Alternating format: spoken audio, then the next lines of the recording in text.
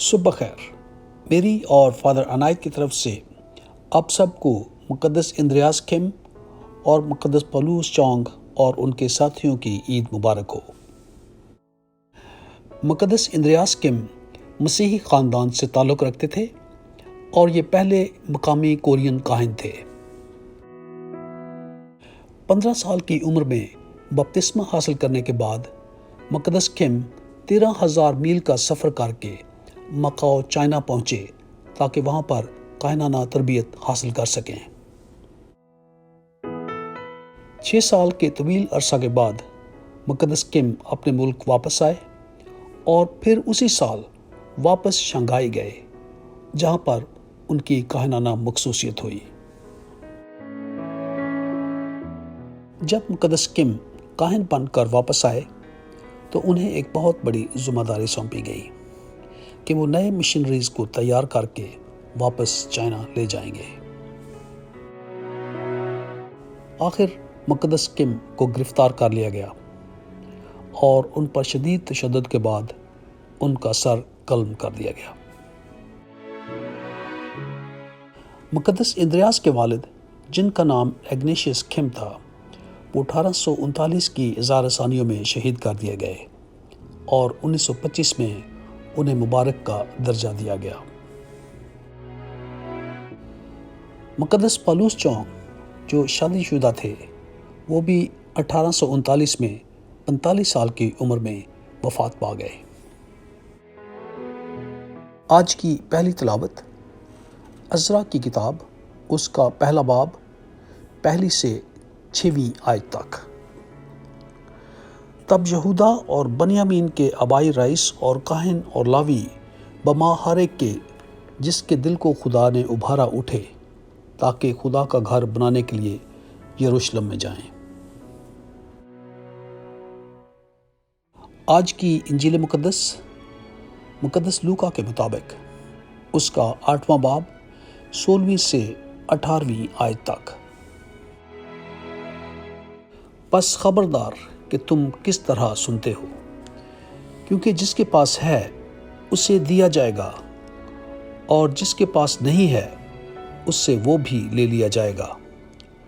جو وہ گمان کرتا ہے کہ میرے پاس ہے.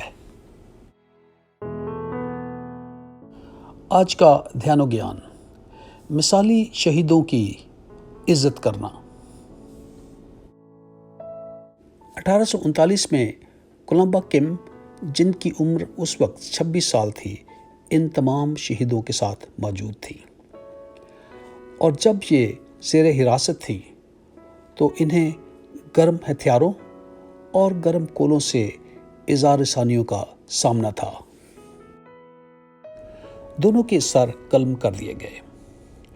مقدس پطرس جن کی عمر 13 سال تھی اور ان پر اس قدر تشدد کیا گیا کہ ان کے جسم کا ایک ایک حصہ زخمی تھا. جب مقدس پطرس کو شدید غصہ آیا تو اس نے اپنے جسم کی بوٹیاں کھینچ کر منصف کے منہ پر دے ماری. پروتسے چانگ جو 41 سالہ رئیس تھے انہیں بھی تشدد کے بعد رہا کر دیا گیا. بعد میں پروتسے چانگ جب واپس آئے تو انہوں نے باقاعدہ اپنے ایمان کا اقرار کیا اور پھر انہیں بھی تشدد کا سامنا کرنا پڑا اور اس کے بعد انہیں شہید کر دیا گیا.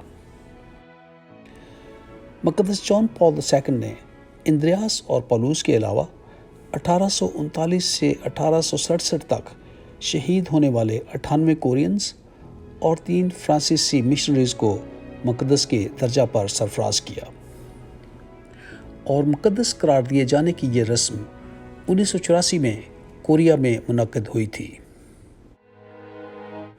مقدسین کی اس فہرست میں بشپ اور کاہن بھی تھے، مگر ان میں زیادہ تعداد عامة المومنین کی تھی، اور اس فہرست میں 47 عورتیں اور 45 مرد تھے.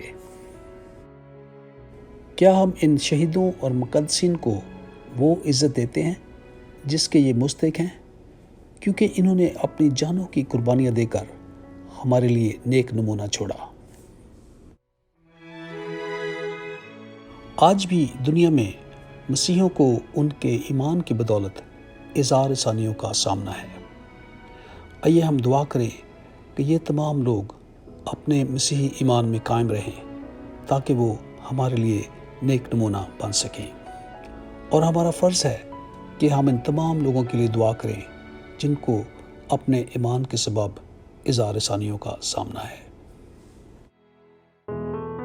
تو آئیے آج کے سارے دن کو خدا کے سپرد کریں اور خدا کا شکر ادا کریں اس گزری ہوئی رات کے لیے، اس صبح کے لیے، اس خوبصورت لمحہ کے لیے، زندگی جیسی عظیم نعمت کے لیے، صحت کے لیے، اپنے خاندانوں کے لیے، اپنے بچوں کے لیے اور ان تمام لوگوں کے لیے جو آج ہماری زندگی میں آئیں گے۔